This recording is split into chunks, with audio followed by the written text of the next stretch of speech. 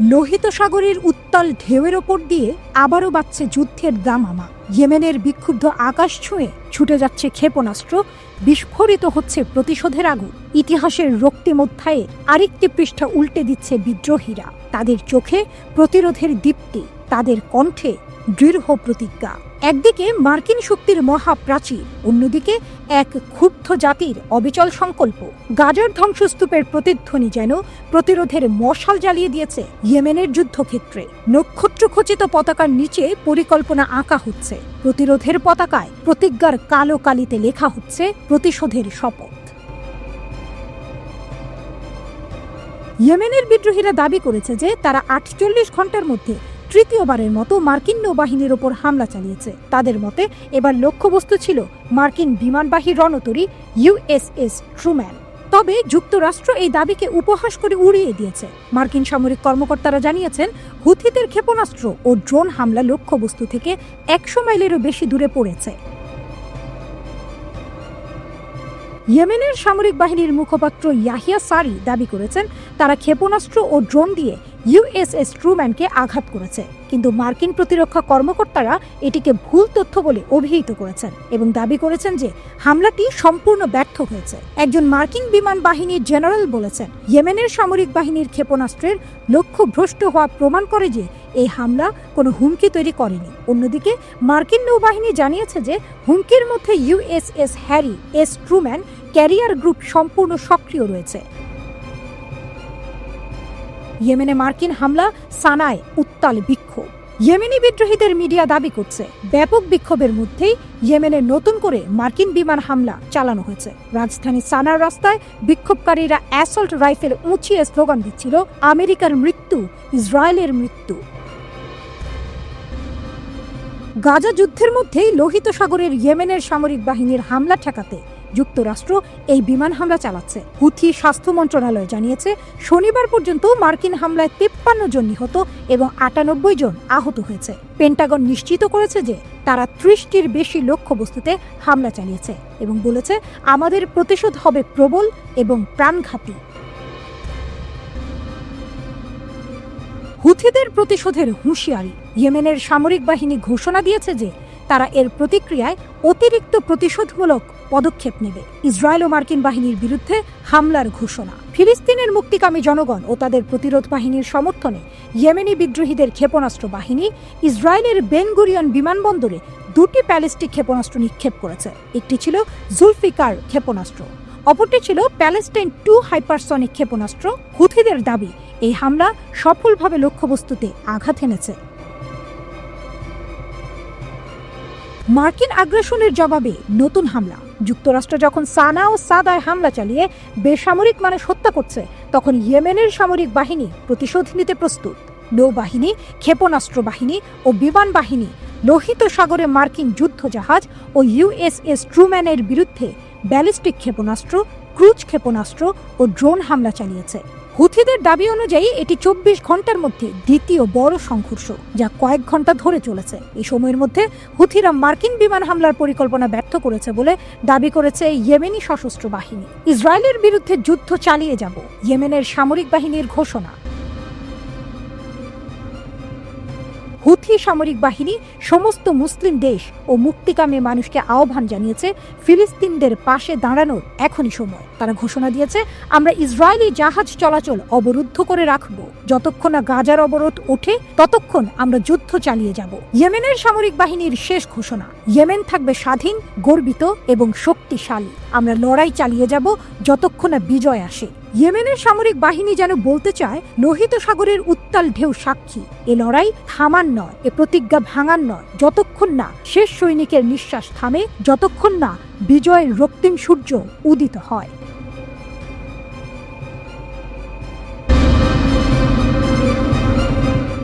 আকাশে জ্বলন্ত শিখা, ভূমিতে আতঙ্কের সুর, আর তারই মাঝে প্রতিধ্বনিত হচ্ছে এক বিদ্রোহী প্রতিরোধের গর্জন। ইয়েমেনের আকাশ থেকে ধেয়ে আসছে প্রতিশোধের বার্তা, ইসরায়েলের হৃৎপিণ্ডে আঘাত হানতে। নিপীড়িত ফিলিস্তিনি জনগণের সমর্থনে এবং তাদের সাহসী ও মহৎ প্রতিরোধের সাথে সংহতি প্রকাশ করে ইয়েমেনের ক্ষেপণাস্ত্র বাহিনী দখলকৃত জাফা শহরের বেন গুরিয়ন বিমানবন্দরে নিক্ষেপ করল দুটি ভয়ঙ্কর ক্ষেপণাস্ত্র। একটির নাম জুলফিকার, অন্যটি আরও বিধ্বংসী, আরও দ্রুতগামী হাইপারসনিক প্যালেস্টাইন 2। আকাশ ফুঁড়ে ওঠে। ইসরায়েলি রাডারকে বুড়ো আঙ্গুল দেখিয়ে এগিয়ে চলে এই ধ্বংসের দূতেরা। ইয়েমেনের বিদ্রোহীরা দাবি করেছে অভিযানটি সফল। ইসরায়েলিদের আতঙ্ক বোমা আশ্রয়কেন্দ্রের দিকে ছুটেছে, যেন শিহরণ জাগানো সিনেমার দৃশ্য। শহর জুড়ে বাজছে সাইরেন। আতঙ্কিত ইসরায়েলিরা ছুটছে বোমা আশ্রয়কেন্দ্রের দিকে। হুথিদের প্রলয়ঙ্করী আঘাতের ভয়ে তেল আবিবের আকাশও যেন থমকে গেছে। বেন গুরিয়ন বিমানবন্দরে আঘাত। হুথিদের দাবিতে কি কাঁপছে ইসরায়েল? আমরা আঘাত হেনেছি, আমাদের ক্ষেপণাস্ত্র লক্ষ্যে পৌঁছেছে, এই দাবি তুলেছে ইয়েমেনি বিদ্রোহীরা। নতুন আক্রমণে উত্তাল মধ্যপ্রাচ্যের বাতাস। এটি কোনো সাধারণ ক্ষেপণাস্ত্র হামলা নয়, এটি প্রতিরোধের প্রতি অবিচারের বিরুদ্ধে এক শাস্তিমূলক বার্তা। ইসরায়েলি প্রতিরক্ষা ব্যর্থ। বসতিতে ঝরে পড়ছে শার্পনেল।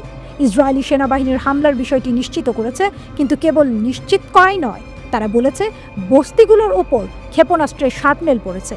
প্রতিরক্ষা ব্যবস্থা কি সত্যি সফল হয়েছে, নাকি আকাশে বিধ্বস্ত হয়ে ছড়িয়ে পড়া ধ্বংসাবশেষ ইসরায়েলের প্রতিরক্ষা ব্যবস্থার অপমানজনক পরিণতি? ইয়েমেনের লড়াই থামছে না। আরও একটি ব্যালিস্টিক ক্ষেপণাস্ত্র নিক্ষেপ। এ যেন এক মুহূর্তের প্রতিশোধ নয়, এটি একটি দীর্ঘ যুদ্ধের সূচনা। ইসরায়েলের বিরুদ্ধে একের পর এক হামলা চালিয়ে যাচ্ছে ইয়েমেনি বাহিনী। নতুন করে আরও একটি ব্যালিস্টিক ক্ষেপণাস্ত্র ছোড়া হয়েছে। ক্ষিপ্ত, ভয়ঙ্কর, অবিচল। প্রতিরোধের সেই ধ্রুপদী সুর যেন এক সাগরের ঢেউয়ের মতো আছড়ে পড়ছে মধ্যপ্রাচ্যের রাজনৈতিক প্রেক্ষাপটে। ইসরায়েলের বিমান প্রতিরক্ষা বাহিনী জানিয়েছে তারা ক্ষেপণাস্ত্রটি সফলভাবে প্রতিহত করেছে। আইডিএফ দাবি করেছে ক্ষেপণাস্ত্রটি দেশের সীমান্ত অতিক্রম করার আগেই ভূপাতিত করা হয়েছে। কিন্তু সত্যিই কি সব প্রতিহত হয়েছে? ফুটেজ বলছে অন্য কথা। শার্পনেলের টুকরো ঝরে পড়েছে ইসরায়েলি বসতিতে। মধ্য ইসরায়েলের আকাশ জুড়ে বেজেছে সাইরেন। জেরুজালেমের কাছে বেশ কয়েকটি ইসরায়েলি বসতিতে আতঙ্ক ছড়িয়ে পড়েছে। এই সর্বশেষ হামলাটি ছিল ইসরায়েলের ওপর ষষ্ঠবারের মতো ইয়েমেনের সামরিক বাহিনীর আক্রমণ। ইসরায়েল কি পারবে এই প্রতিরোধকে দমিয়ে রাখতে? ইয়েমেনি বিদ্রোহীদের দাবি তারা বেন গুরিয়ন বিমানবন্দরে সফলভাবে ক্ষেপণাস্ত্র হামলা চালিয়েছে। যদিও আইডিএফ দাবি করেছে তারা এটি প্রতিহত করেছে, তবে বাস্তবতা বলছে শার্পনেলের টুকরো বেইত শেমেস শহরের রাস্তায় ছড়িয়ে পড়েছে। কোনো বড় ক্ষয়ক্ষতি হয়নি, কেউ আহত হয়নি, এটাই ইসরায়েলের দাবি। আমরা থামবো না যতক্ষণ না গাজার অবরোধ ওঠে, ততক্ষণ আমরা যুদ্ধ চালিয়ে যাব, এই অঙ্গীকার করেছে ইয়েমেনের সামরিক বাহিনী। যুদ্ধ তাদের জন্য শুধু অস্ত্রের লড়াই নয়, এটি এক নৈতিক দায়িত্ব, এটি এক ন্যায় বিচারের সংগ্রাম।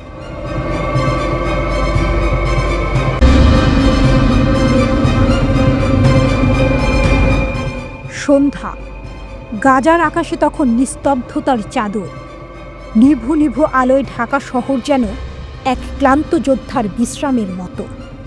কিন্তু সেই নীরবতা বেশিক্ষণ টিকল না। হঠাৎই আকাশ ফুঁড়ে উঠল অগ্নিময় বার্তা। 3টি রকেট ছুটে এলো সীমান্ত পেরিয়ে। আর ঠিক তখনই বিকট সাইরেনে কেঁপে উঠল ইসরায়েল। আতঙ্কের শীতল যেন বয়ে গেল নেতানিয়াহুর দেশে। গাজার সীমান্তের কাছে অবস্থিত ইসরায়েলের সদেরত ও আশপাশের এলাকায় 2বার সাইরেন বাজে। সেনাবাহিনী জানায় গাজার উত্তর দিক থেকে ছোড়া 3টি রকেট সফলভাবে প্রতিরোধ করা হয়েছে। ফিলিস্তিনি ইসলামিক জিহাদ এই রকেট হামলার দায় স্বীকার করেছে, তবে এতে কোনো হতাহত বা বড় ধরনের ক্ষয়ক্ষতি হয়নি। হামলার জবাবে ইসরায়েলি সেনাবাহিনী গাজার ওই এলাকার বাসিন্দাদের সতর্ক করে যেখান থেকে রকেট ছোড়া হয়েছিল। গত সপ্তাহে হামাসের বিরুদ্ধে নতুন করে সামরিক অভিযান শুরু করার পর থেকে এটি গাজা থেকে ইসরায়েলের ওপর তৃতীয়বার রকেট হামলা। গত বৃহস্পতিবার হামাস মধ্যে ইসরায়েলের দিকে 3টি দূরপাল্লার রকেট ছুড়েছিল এবং শুক্রবার আশকেলন শহরে আরও 2টি রকেট হামলা চালিয়েছিল। সোমবার সন্ধ্যা 7টার দিকে প্রথম হামলা হয়। গাজা থেকে 2টি রকেট ছোড়া হয়, যার ফলে সদেরত, নেটিভ হাসারা, কারমিয়া, জিকিম, নির আম ও ইবিন শহরে সাইরেন বাজতে শুরু করে। ইসরায়েলি প্রতিরক্ষা বাহিনীর মতে দুটি রকেটই প্রতিহত করা হয়। এরপর রাত 9টায় আরও একটি রকেট ছোড়া হয়। এবার সদেরত, ইবিম ও নির আম এলাকায় সাইরেন বাজে। আইডিএফ জানায় এই রকেটটিও প্রতিহত করা হয়েছে। প্রথম রকেট হামলার পরপরই ইসরায়েলি সেনাবাহিনী গাজার বেইত লাহিয়া এবং বেইত হানুন এলাকায় ফিলিস্তিনিদের জন্য সতর্কতা জারি করে। সেনাবাহিনী জানায় এই এলাকাগুলো থেকে রকেট ছোড়া হয়েছে এবং সেখানে হামলা চালানো হতে পারে। সামাজিক যোগাযোগ মাধ্যম এক্সে এক রিপোর্টে আইডিএফ এর আরবি ভাষার মুখপাত্র কর্নেল আভিচাই আদ্রাই একটি মানচিত্র প্রকাশ করেন এবং জানান হামলার আগে এটি গাজার বাসিন্দাদের জন্য চূড়ান্ত সতর্কতা।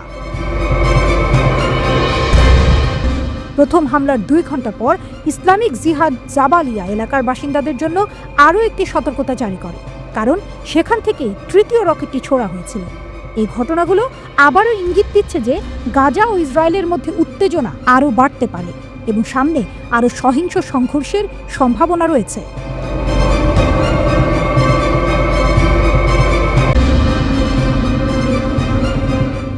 আকাশে তীব্র গর্জন, ভূমিতে যেন বজ্রপাতের কম্পন।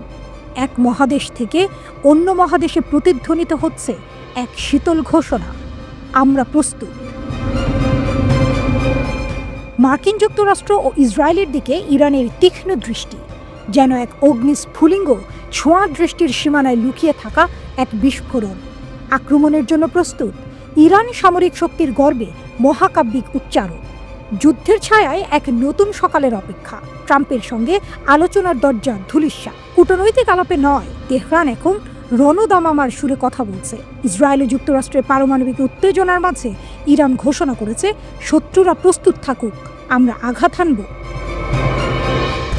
যেন এক রণসেনার মহাযাত্রা, যেখানে গর্জে ওঠে ইস্পাতের ধ্বনি, যেখানে প্রতিধ্বনিত হয় আত্মবিশ্বাসের জয়গান। ইরানের ইলেকট্রনিক ইন্ডাস্ট্রিজের প্রধান বলছেন, আমরা প্রতিপক্ষের বিরুদ্ধে সুনির্দিষ্ট প্রতিক্রিয়ার জন্য প্রস্তুত। ইরানের স্বনির্ভর প্রতিরক্ষা শক্তি এক গর্বিত ঘোষণা।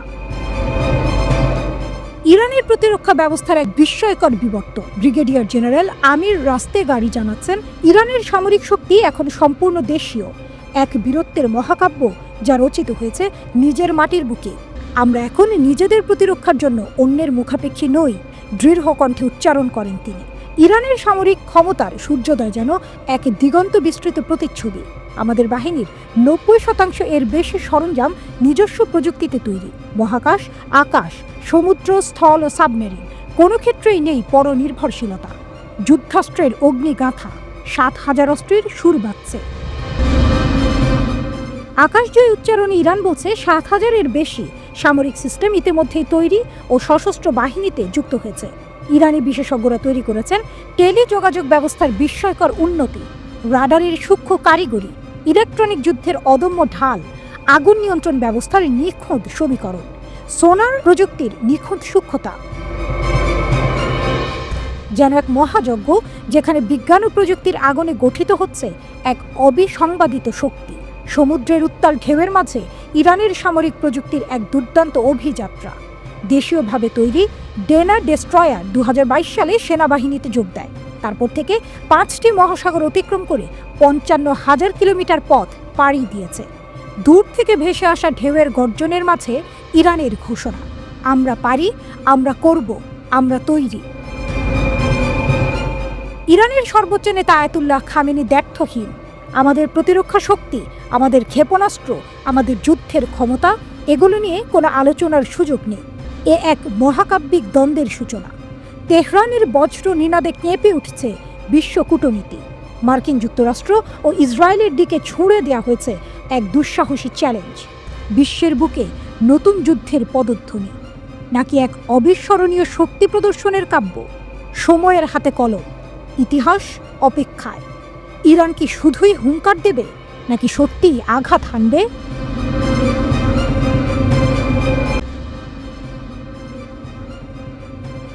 শীতল যুদ্ধের ছায়া ফিরেছে, রাশিয়ার মধ্যস্থতার মুখোশ খসে পড়ল, উন্মোচিত হল গ্র্যান্ড চেস গেমের নয়া চাল। ডোনাল্ড ট্রাম্প, নেতানিয়াহুর কপালে চিন্তার ভাঁজ। ইরানের পারমাণবিক সক্ষমতায় থরহরি কম্পন পশ্চিমা শিবিরে। তেহরানের বুকে ইসরায়েলের হামলার হুমকি। অন্যদিকে চীন রাশিয়ার অস্ত্রের ঝনঝনানি। কে ঠেকাবে এই বিশ্ব রাজনীতির দাবানল? যখন মার্কিন নিষেধাজ্ঞাকে পদদলিত করে ইরান চীনের ইউয়ানে বেঁধেছে বাণিজ্যের নয়া জাল, যখন রাশিয়ার সুখোই যুদ্ধ বিমান আর ক্ষেপণাস্ত্র সাজছে ইসলামিক রিপাবলিক, ঠিক তখনই IAEA রিপোর্টে ফুঁসছে পশ্চিমা মিডিয়া।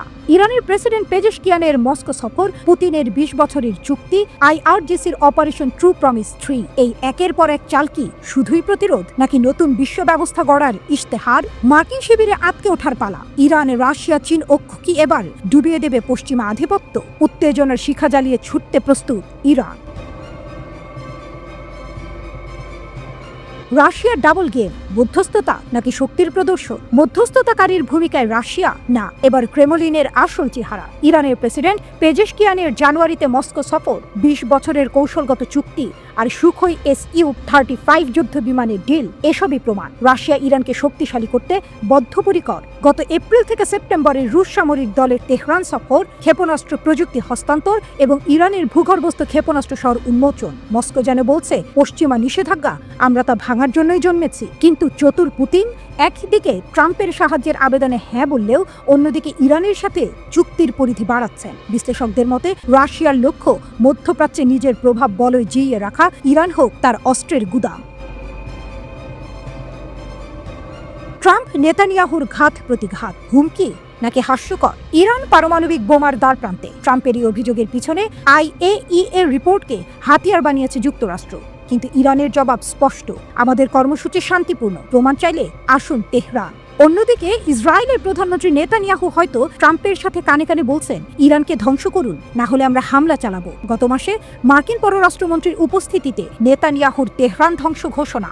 IRGCর জবাব, ইসরায়েলের প্রতিটি আস্তানা উড়িয়ে দেব অপারেশন ট্রু প্রমিস 3-তে। কিন্তু প্রশ্ন, ইরানের ভূগর্ভস্থ ক্ষেপণাস্ত্র, ড্রোন সেনা এবং রাশিয়া চীনের ঢাল থাকতে পশ্চিমা হুমকি কি শুধুই চোখ দেখানো? ইরানের অসাধারণ কাউন্টার অ্যাটাক, অর্থনীতি থেকে সামরিক শক্তি, নিষেধাজ্ঞা ভাঙার মহাযজ্ঞে মেতেছে ইরান। মার্কিন ডলারকে পাশ কাটিয়ে চীনের ইউয়ানে তেল বিক্রি, রাশিয়ার সাথে সামরিক সহযোগিতা এবং চাবাহার বন্দরে ত্রিপক্ষীয় নৌ মহড়া, যেখানে ইরান, রাশিয়া, চীন একসঙ্গে জাহাজের ডেক থেকে বলছে পারস্য উপসাগর আমাদের নিয়ন্ত্রণে। 10 মার্চের এই মহড়ার লক্ষ্য ছিল আঞ্চলিক নিরাপত্তা জোরদার, পশ্চিমা নৌশক্তিকে চ্যালেঞ্জ। ইরানের অর্থনীতিও এখন স্বনির্ভর, তেল রপ্তানির বিকল্প বাজার, সামরিক খাতে রাশিয়ার সাহায্য এবং দেশীয় প্রযুক্তির উত্থান, এসবই ট্রাম্পের নিষেধাজ্ঞাকে করছে অকার্যকর। 9 মার্চ ইরানি সামরিক নেতাদের সামনে খামেনির ভাষণ। ওয়াশিংটন চায় ইরানের প্রতিরক্ষা শক্তি ধ্বংস করে মধ্যপ্রাচ্যে পশ্চিমা শাসন কায়েম করতে, আমরা তা হতে দেব না। তার এই ঘোষণাই ইরানের রণকৌশলের মূলমন্ত্র। IRGCর জ্যেষ্ঠ কমান্ডার আলী ফাদাভির হুঁশিয়ারি, ইসরায়েলের কোনো আগ্রাসন মানেই ট্রু প্রমিস অপারেশন, যেখানে নেতানিয়াহুর প্রাসাদও থাকবে না নিরাপদ।